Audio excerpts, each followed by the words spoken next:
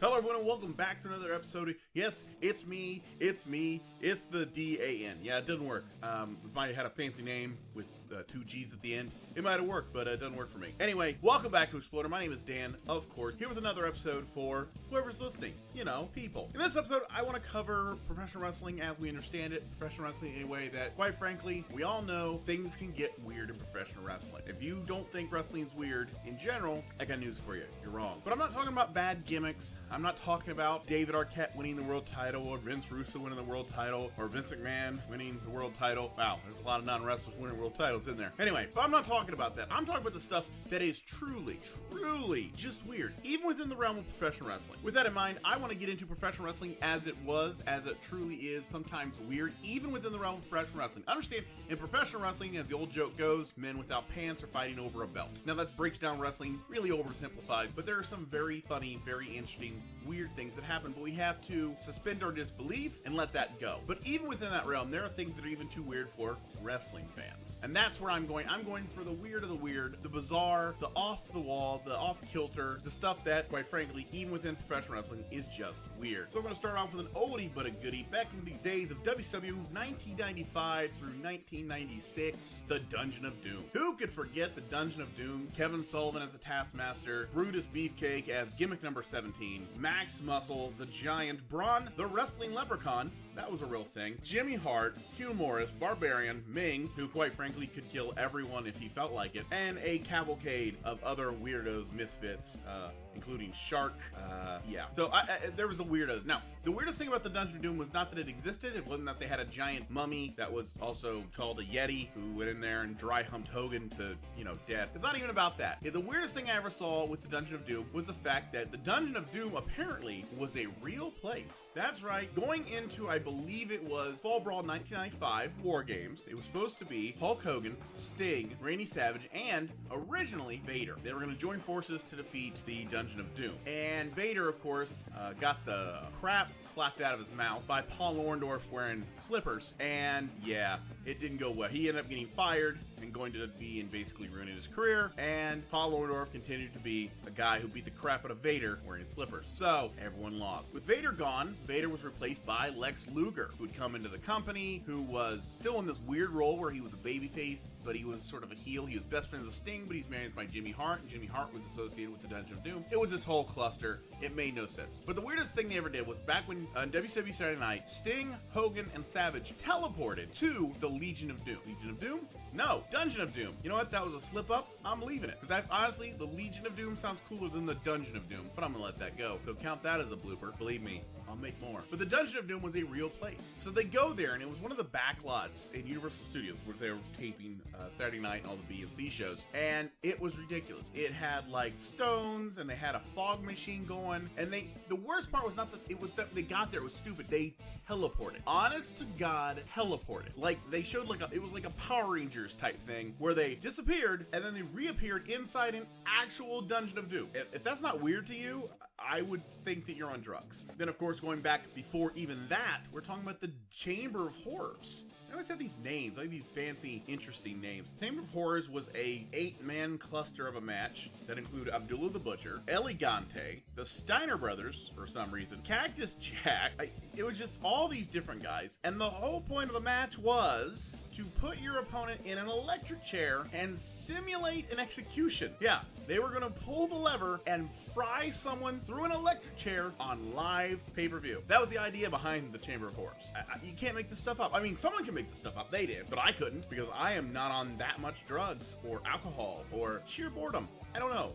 I don't know where that came from. The WWF is not innocent in all this, of course. This leads us into the famous Val Venus storyline. Which one? I'll tell you. Now, Val Venus, of course, during the Attitude Era was a character that only could exist during the Attitude Era. Val Venus was a supposed porn star who decided to parlay his boning skills into professional wrestling. How that translates, I have no idea, but just go with me here. So, in the introduction of Val Venus, he does these little, really cheesy little vignettes where he's basically on set of a a porno. And along the way, he ends up in these different angles. Now, at the time, at the beginning, every angle Val Venus got into, it was involving him sleeping with someone that someone else didn't want him to sleep with. So in the case of Ken Shamrock, his angle got into it because he was supposedly sleeping with Ryan Shamrock, who was on screen Ken Shamrock's sister, who he was dating off screen. Ew, kind of. And in this one, this is just the same. The big Valboski got himself in some trouble by listening to the little Valboski. He got on the wrong side of Kaientai. Kaientai means Teo,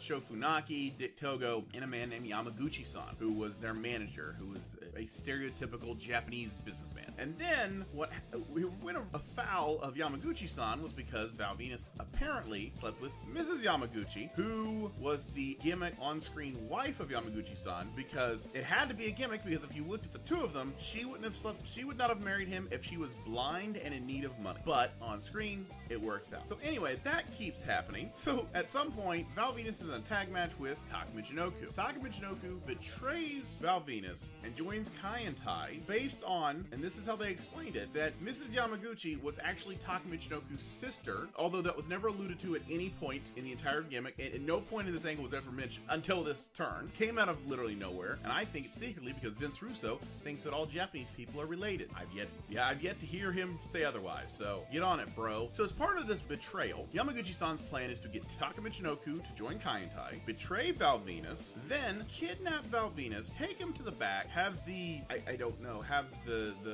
Kaientai hold him down, I don't know, and use a samurai sword because, you know, in case you forgot he was Japanese for a second, attempt to cut off his penis. Like, there's no other way to say that. That's what he tried to do. With a samurai sword, in the most brutal way possible, he attempted to castrate another wrestler, because this was wrestling in 1998, and this made perfect sense. Then, the scene we all remember is seen, first of all, you see Val Venus's bare ass, something you wouldn't see for a while. I mean, even Billy Gunn later would wear a man thong, but you saw a bare ass. He's being tied up like he's being interrogated by Liam Neeson, and the sword is in, the Yamaguchi-san has a sword, the sword is in mid-swing, and the lights go out. So the next week, Val Venus comes out, he has a cold ice pack on the big Valboski, let's call it that, and he's talking about how at the last minute he was saved. And who was with him? But of all people, John Wayne Bobbitt. Anyone remember John Wayne Bobbitt? Of course you don't. Here's what happened. 1993, John Wayne Bobbitt got into an argument with his wife. Apparently, she was unhappy with his inadequacy in the bedroom and decided to go after him, go right to the source. So she decided to cut off his penis at the base. Luckily, or John at least, they found it and were able to reattach it. This happened in 1993. 1998, John Wayne Bobbitt of all people shows up, turns the light off at the right time, saves Val Venus from 5 men and a samurai sword because he's a superhero, and Val says not only was it John Wayne Bobbitt, but a little bit of shrinkage. Yeah, shrinkage, and John Wayne Bobbitt saved his gimmick. That's what he's saying. The kicker in all this, from 1993 to 1998, 5 years after the original incident, John Wayne Bobbitt himself had actually starred in 2 porns, one of which was called, and I'm not kidding here, look it up, Frankenpenis. So, to recap, a guy who really had his penis cut off, who starred in porns afterwards, saved a fictional porn star from potentially fake getting his penis cut off. That was the Attitude Era in a nutshell. I don't know what to say to that, to be honest with you. Then there's the uncomfortable. In 2002, Tim White, longtime WWE official, injured his shoulder in a Hell in a Cell match between Triple H and Chris Jericho. He re-injured it later at WrestleMania 20 and had to retire from reffing. You don't think much of it, but as a ref, you need your shoulders, and his shoulder was so damaged, he couldn't do it anymore. A couple years later, the WWE decided to have fun with this. You know, a serious, a serious injury that caused someone their career. They decided to have a little fun with it. So for weeks, they would do these interviews with Josh Matthews for the website, because WWE was on the cusp of the edgy entertainment on their website, where Josh Matthews interviewed Tim White, and Tim White talks about at the Friendly Tap, the bar he owned that they destroyed on a weekly basis with the APA. He talked about how it had ruined, the shoulder injury ruined his life, and he got into a great depression. So then weeks and weeks and weeks, every week they would do a funny vignette of Tim White trying to commit suicide and something going wrong. He tried to shoot himself with a shotgun. It misfired and shot him in the foot, suppose. So they ended up started calling it lunchtime suicide. For months, they would do these videos of this guy trying and failing to kill himself. This was before YouTube. This was before the YouTube stuff started. This was like if Zack Ryder started his own show and the show was about him running over fans. Like, it was that kind of weird and stupid and questionable. So after these months of these vignettes where the guy tries to commit suicide and fails, hilarious, it ends with Tim White himself trying to murder Josh Matthews at the same bar. And you know what? I'm not a fan of suicide, and I'm not necessarily a fan of homicide, but you know, Josh Matthews, he could have saved us a lot of trouble from here for the future. So looking back, maybe it wasn't such a bad idea. Speaking of completely offensive and unnecessary, Katie Vick. Can you remember Katie Vick? Yeah, the Katie Vick angle where Triple H and Kane had an angle in 2003, 2002, whatever it was, and basically it was just some excuse to get Triple H naked in a coffin with a cheerleading dummy. I don't know. That was weird. Simulated necrophilia and Boy Scout humor about the screwing her brains out, like that kind of stuff. That was unnecessary. Like, you know, it's weird. Anyone who saw it knows it was weird. And could you imagine when you watch that? Could you think about that guy was going to be like in charge of things later? Like, it's hard for me to look at that. Like the guy who's wearing a Kane mask in a casket with a dummy, simulating necrophilia, and think that guy's gonna lead the industry. Like, that's the weirdest. That's just weird. Something wrong there. I don't think that's right. But you know, professional wrestling, so anything's possible. And then of course, there's the broken Matt Hardy stuff. Now I'm gonna preface this by saying I have said this before, and I don't back down from it. I don't get the broken Matt Hardy stuff. It's ridiculous. It's an aging man speaking with a fake accent to no real point. It's like Booker T, only from North Carolina. Like, that's the difference. When Booker T had that fake British accent, that's what this is. It's just a fake accent. He's not wearing a crown, but he puts a skunk streak in his hair. But you have to admit, whether you liked it or not, I didn't like it, but other people did. And people lost their minds over it. The ultimate deletion, the final deletion, this and that and the other. It was weird. It was admittedly weird. The first one was 28 minutes of just mindfuckery and a 6-minute match where I swear they had an Irish whip that had more cuts in it than an entire WWE match. Go back and watch the first one. When he Irish whips them into the corner, I swear there's like 12 cuts. It's ridiculous. But it was weird. They had a leg that would turn people into things. Like Abyss fell in and Joseph Park came out, or it was the other way around. I don't know. They had appearances by all these weird different people. It was weird, and people lost their minds. Like, oh, it's different. Yeah, so it'd be going in the ring, dropping your pants, and taking a crap in the ring. That doesn't mean it's good. It just means it's different. And I'm not one for different is always better. I just think different is sometimes different. And I think it was weird. It was just weird. And how can you talk about weird in professional wrestling without talking about Al Snow? Now, I'm going to preface this by saying I'm a big fan of Al Snow. I live currently in Lime, Ohio, where he is actually famously from. He trained to wrestle here. He's come from Lime, Ohio. He used to run a promotion here, ran a school. So I'm a big Al Snow fan. So this is done entirely with love. And I honestly think this was funny, but it was still bizarre. The angle between Al Snow, Head, Bob Holly, and Pierre. No, not the one from the Quebecers, the other one. The one that actually held a singles title. I'll get to that. Al Snow, in 1998, when he went to ECW, 97, late 97, went into ECW. He was looking for a gimmick, and he was talking to himself, and it wasn't working, and he ends up finding a head. And those heads you find at a beauty college, where they trim the hair so they're not really damaging a real person's life. Anyway, that became the relationship that redefined his career from Shinobi to Avatar to Leaf Cassidy. Just being Al Snow and talking to a mannequin head completely changed his career, and it was amazing. So this gimmick goes on for a while, and then at some point, Al Snow has a match with Bob Holly during their series. Al Snow pins Bob Holly with Head. So, as a gimmick, in the twisted mind of Al Snow, he thinks that Head is the hardcore champion. So Bob Holly keeps demanding a rematch for him, a rematch, and he won't give it to him because, again, in his head, he's asking the wrong guy because Head is the hardcore champion. So then, Bob Holly, playing into the Psychos game, takes Head and then promises to give him back if Al Snow beats Head in a hardcore title match. Again, if the Psycho's in charge, let the Psycho be in charge. In the middle of all this, Al Snow started carrying a replacement friend. His replacement friend was a one-eyed deer head, stuffed, taxidermied, the whole deal, named Pierre. So Al Snow decides to have this match with Head over the hardcore title. He has a full match, including a moonsault onto a table. You don't go through it. A pile driver, a chair shot, a full-on match with this mannequin head in a way that only Al Snow can do and make entertaining. I have to say that. And then, at the end of the match, Al Snow pins Head with Pierre. So then Al Snow pins Head with Pierre. And then, continuing this, in Al Snow's crazy mind, Pierre is now the new hardcore champion. So finally, Bob Holly, who's been playing along this whole time, loses his mind and bangs Pierre, the taxidermy one-eyed deer head, off the ring post, destroys him. Al Snow proceeds to try and convince the doctor, Francois, the famous doctor who checked on Mick Foley after he fell through the cage and almost died, to put a neck brace on a decapitated deer head. The next night, Al Snow comes to the ring. He's wearing an armband, a black armband, and he's dragging a box behind him, big cardboard. In the box is the corpse, I guess. I mean, technically it is, but not as recent as he thought it was. The corpse of Pierre. He proceeds to have a funeral for a one-eyed deer carcass taxidermied head, which included a bunch of one-eyed jokes, like Sammy Davis Jr., reading glasses with one of the eyes blacked out. There's a lot of one-eyed jokes, you know, but Al Snow pulled it off to a T. He then explains that Pierre, in his dying breath, passed the hardcore title on to Al Snow. So in Al Snow's head was champion, Pierre was champion, and then Pierre bequeathed the title onto him. In reality, Al Snow was champion this whole time. And it's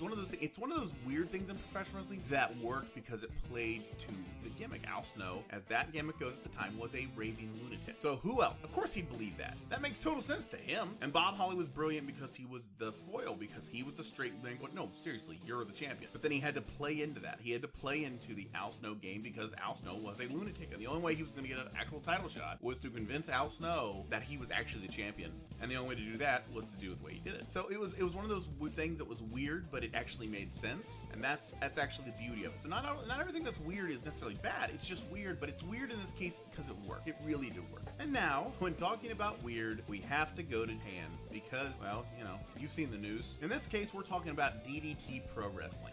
What part of DDT Pro Wrestling? All of it. That's the answer. But more particularly, I want to talk about the Iron Man Championship, which was the equivalency of the WWF Hardcore title, but a whole lot more screwed up. Like everything you saw with Crash Holly defending the belt at a Chuck E. Cheese, in a hotel room, at baggage claims, all that. Take that, sprinkle in a little crystal meth, and go nuts. That's the only way I can explain this. I'm going to my best ability, explain to you some of the non-wrestlers who have held the Iron Man Championship during the run of DDT. And by the way, DDT still exists. So this is up to date. This is a comprehensive list till now, and it's still going. So just keep that in mind. The DDT Iron Man Championship has been held by a man named Danshoku Dino, who makes Joey Ryan's dick spot look like Lou Thez. Okay, if you've never seen it, type it into. I can't even explain it to you.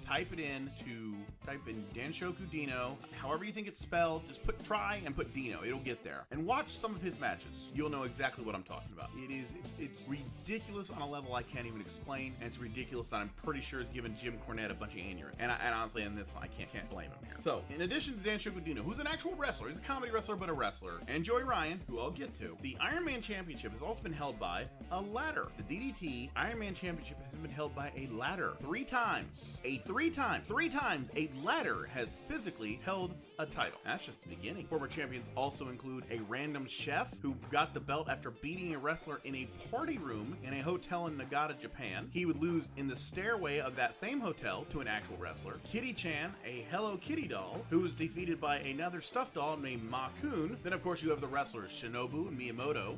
No, not the Mario one. Traded the belt 303 times in a single night. Then, later, at another show, they traded the belt another 60 times via rock, paper, scissors. Oh yeah, this is the kind of stuff that's happening in DDT for this particular title. Crazy SKB won the title and then put it up for auction. That title was won, the auction was won by Naoshi Sano. Then there was Kokolo, a mini Dashant, who then was defeated by a referee, a baseball bat, who was upstaged by the ladder by only being champion one time. And I'm gonna try these names. I don't know Japanese that well, so pardon me, and I hope you don't beat my ass. Ayari Ueda, Shiori Takahashi, and Manabe Tanabe. Three Japanese schoolgirls who became co-champions by beating a wrestler. Because in Japan, if you do anything, eventually it has to involve Japanese schoolgirls. That's the law. A porn star, but at this point sounds like the most sane pick in the whole group. And like I've said before, and then it gets weird. Akihiro, a sex doll. A chicken doll with a name I'm not even going to attempt to name.